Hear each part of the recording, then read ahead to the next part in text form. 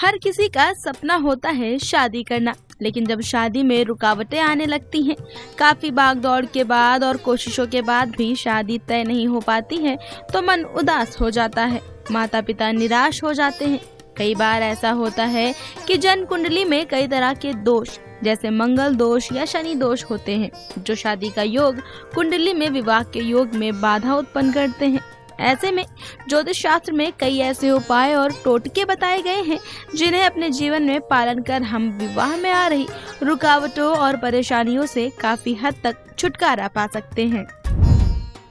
किसी कन्या के विवाह में दान करें। अगर आपकी बेटी की शादी में अड़चन आ रही है या फिर किसी कारण से शादी बार बार पक्की होने के बाद टूट रही है, तो आपको किसी गरीब की कन्या की शादी में दान करना चाहिए। ऐसा करने से यदि बेटी की कुंडली में शनि दोष है तो उसका प्रभाव कम होता है और बेटी की शादी में आ रही अड़चन दूर हो जाती हैं। हल्दी का प्रयोग अधिक से अधिक करें। हल्दी बृहस्पति ग्रह का प्रतिनिधित्व करती है। बृहस्पति को मजबूत बनाने से भी विवाह में आ रही अड़चन दूर हो जाती हैं। ऐसे में आप अपने भोजन में अधिक से अधिक हल्दी का प्रयोग करें। इतना ही नहीं, आपको चुटकी भर हल्दी को पानी में डालकर स्नान करना है। रोज रात हल्दी वाला दूध पीने से भी आपको फायदे नजर आएंगे।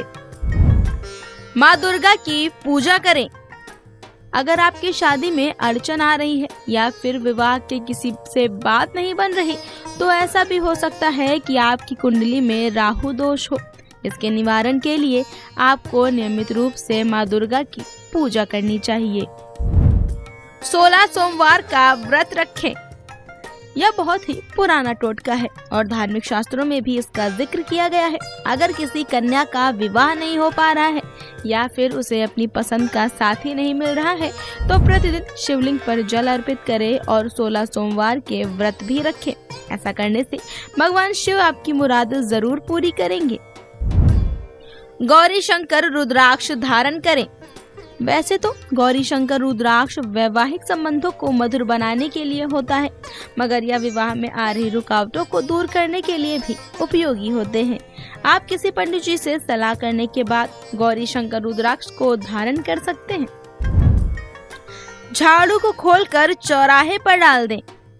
अगर बेटी की शादी नहीं हो रही है तो आपको शुक्रवार के दिन घर की पुरानी झाड़ू को खोलकर चौराहे पर डाल देना चाहिए। ऐसा करने से शुक्र मजबूत होता है और शादी में आ रही रुकावटें दूर होती हैं। इसके अलावा प्रत्येक बुधवार को गाय को भोजन कराएं। तो अगर आप भी शादी में आ रही रुकावटों का सामना कर रहे हैं तो इन उपायों को जरूर करें। Bureau report, daily line.